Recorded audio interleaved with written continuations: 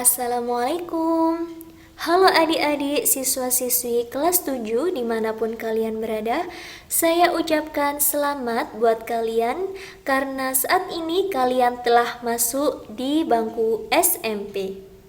Nah, di bangku SMP banyak sekali hal-hal menarik yang bisa kalian pelajari.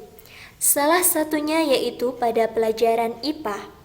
Nah, dalam pelajaran IPA, yang pertama kalian pelajari adalah materi objek IPA dan pengamatannya. Sebelum kita masuk ke materi, jangan lupa ya kalian subscribe, like, dan komen. Karena subscribe, like, dan komen itu gratis. Terima kasih. Oke, langsung saja kita masuk ke materi kita.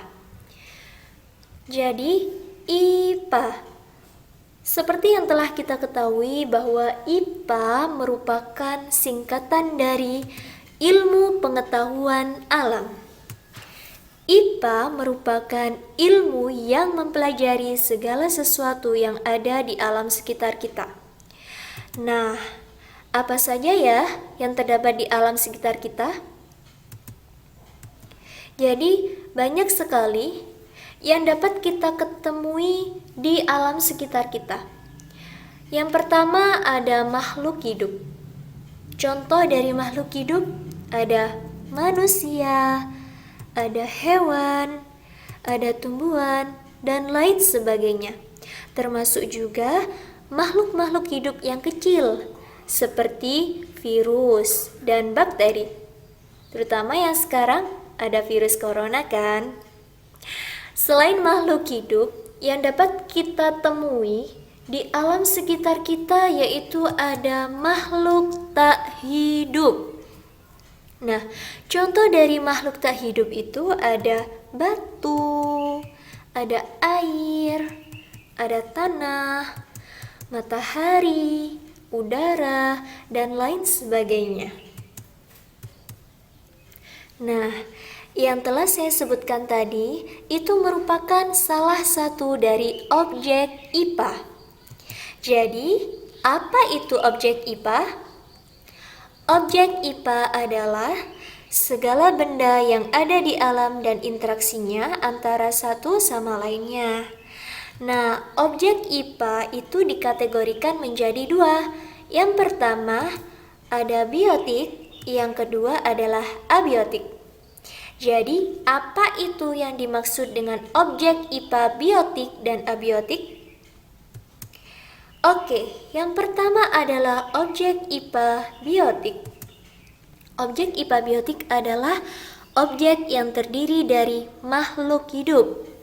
Contohnya, manusia, hewan, tumbuhan seperti bunga, rumput, pohon, dan masih banyak lagi contohnya. Kemudian yang kedua ada objek IPA abiotik. Apa ya objek IPA abiotik itu?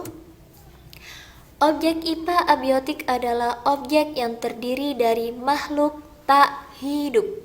Contohnya ada batu, air, udara, tanah, matahari, bulan, dan masih banyak lagi contoh yang lainnya. Nah, sekarang bagaimana ya cara mengamati objek-objek IPA tersebut?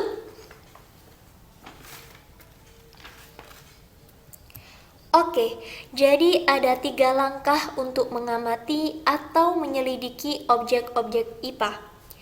3 langkah penting itu yang pertama adalah pengamatan, yang kedua inferensi, yang ketiga komunikasi.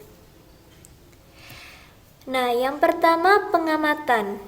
Pengamatan adalah proses mengamati suatu objek dengan menggunakan panca indera atau alat peraga. Seperti yang dilakukan oleh anak laki-laki ini, dia melakukan proses pengamatan dengan menggunakan panca indera. Dia mengamati seekor ayam dengan panca inderanya berupa mata.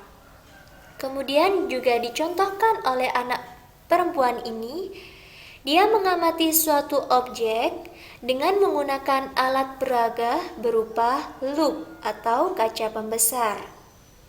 Selain itu juga dicontohkan oleh anak laki-laki ini, dia melakukan proses pengamatan, mengamati suatu objek yang kecil dengan menggunakan alat peraga berupa mikroskop.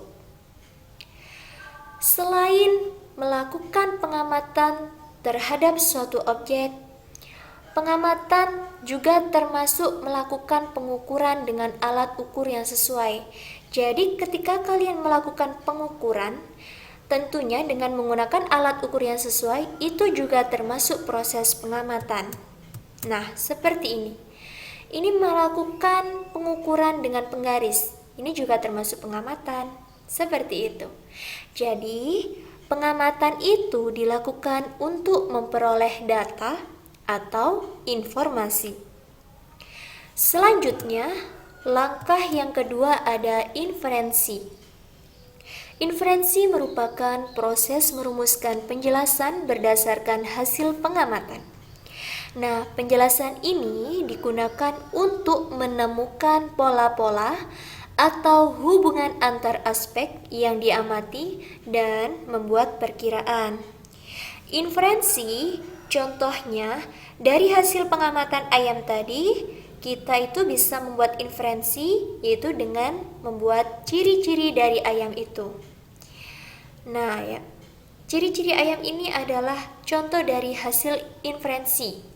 Misalkan kita dapat membuat ciri-ciri ayam. Yang pertama ada paruhnya, ada jenggernya, memiliki 2 kaki, memiliki bulu yang beragam warna, dan lain-lain. Ini termasuk contoh dari hasil inferensi. Kemudian langkah yang ketiga adalah mengkomunikasikan. Mengkomunikasikan hasil pengamatan itu baik secara lisan maupun secara tulisan.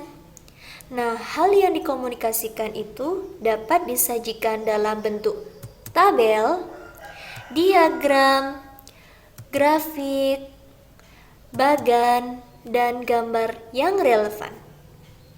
Dari ketiga langkah tersebut, apakah kalian sudah paham? Tentunya sudah paham kan? Oke. Nah, pada saat ini penyelidikan tentang alam telah menghasilkan kumpulan pengetahuan yang kompleks. Untuk memudahkan kita mempelajarinya, ilmu pengetahuan alam digolongkan menjadi 4. Berikut adalah penggolongan dalam IPA. Yang pertama ada fisika, yang kedua ada kimia, yang ketiga ada biologi, dan yang keempat ada geologi dan astronomi. Yang pertama fisika. Fisika itu ilmu yang mempelajari tentang unsur penyusun alam dan gaya yang bekerja. Yang kedua ada kimia. Kimia itu untuk memahami penyusunan dan perubahan zat. Kemudian biologi. Biologi adalah ilmu yang mempelajari tentang sistem kehidupan, mulai dari ukuran renik sampai lingkungan yang sangat luas. Kemudian ada ilmu geologi dan astronomi. Adalah ilmu yang mempelajari lapisan penyusunan bumi, atmosfer, dan antariksa. Dari keempat ini, apakah kalian sudah paham?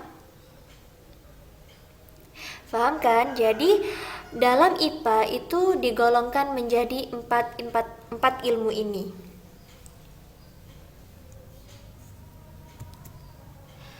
Nah, sekian dulu ya materi objek IPA. Nanti kita lanjutkan materi berikutnya pada video selanjutnya. Jika kalian ada pertanyaan, silahkan tulis pertanyaan kalian di kolom komentar ya. Sekian saya akhiri. Terima kasih. Wassalamualaikum warahmatullahi wabarakatuh.